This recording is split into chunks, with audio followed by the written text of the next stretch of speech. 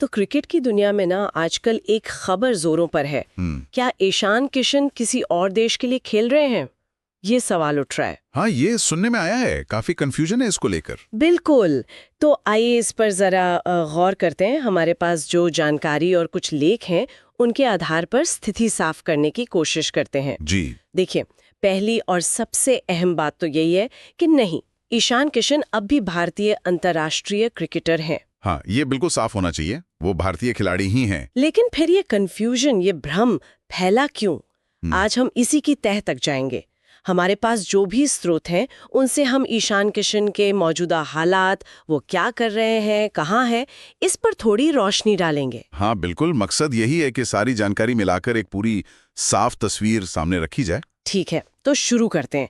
थोड़ा सा बैकग्राउंड दे देते हैं ईशान किशन का। अच्छा। पटना, बिहार में जन्मे, 18 जुलाई 1998 को। जी। बाएं हाथ के विकेटकीपर बल्लेबाज हैं।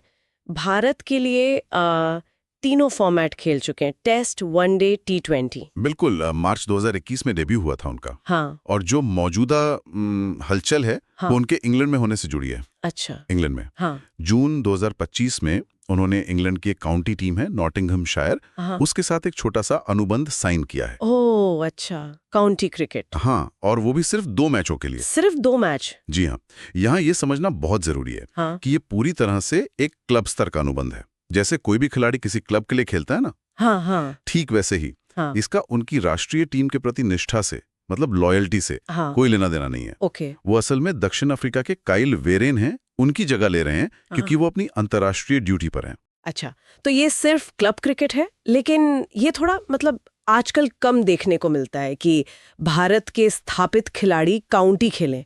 तो सवाल उठता है कि वो ऐसा कर क्यों रहे हैं? हाँ, यही पर बात थोड़ी दिलचस्प हो जाती है। सूत्रों के मुताबिक इसकी मुख्य वजह है लाल गेंद यानी रेड बॉल क्रिकेट का अनुभव हासिल करना। रेड बॉल, टेस्ट क्रिकेट वाला। हाँ, और वो भी खासकर इंग्लैंड के माहौल में, इंग्लिश कंडीशंस में।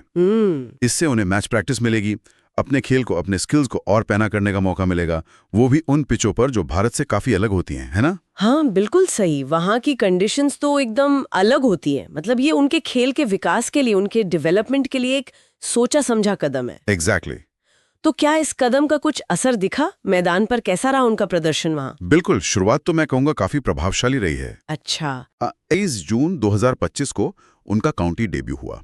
नॉटिंघमशायर के लिए खेलते हुए उन्होंने सिर्फ 98 गेंदों पर तेजी से 87 रन बना दिए। अरे वाह, 98 गेंदों में 87 रन, ये तो काफी धमाकेदार एंट्री हुई फिर। हाँ बिल्कुल, लगता है वो उस मौके का पूरा फायदा उठा रहे हैं। सही बात है।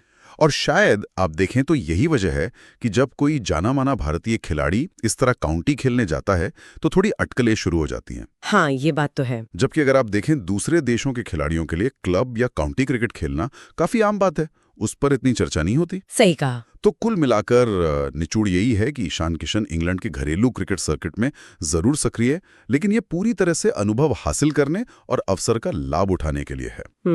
इससे उनकी राष्ट्रीय टीम की पहचान या क्या कहते हैं प्रतिबद्धता पर कोई फर्क नहीं पड़ता। वो भारत के ही खिलाड़ी हैं। ओके। ये 2 मैचों का अनुबंध उनके खेल को निखारने का एक जरिया मात्र है, एक तरीका है। तो मतलब सार यही निकलता है कि किशन भारत के लिए ही खेलने वाले हैं, पूरी तरह से प्रतिबद्ध है, और ये जो काउंटी वाला फेज है ये उनके अनुभव को और बढ़ाने का एक तरीका है। बिल्कुल सही। ठीक है, तो ये तो बात साफ हो गई। अब एक विचार आपके सोचने के लिए छोड़ जाते हैं। जी। ये जो इंग्लिश परिस्थितियों में रेड बॉल क्रिकेट पर इतना ध्यान दिया जा रहा है ईशान किशन की तरफ से, क्या ये उनकी भारतीय टेस्ट टीम में लंबी अवधि की महत्वाकांक्षाओं का कोई संकेत हो सकता है? सोचने वाली बात है।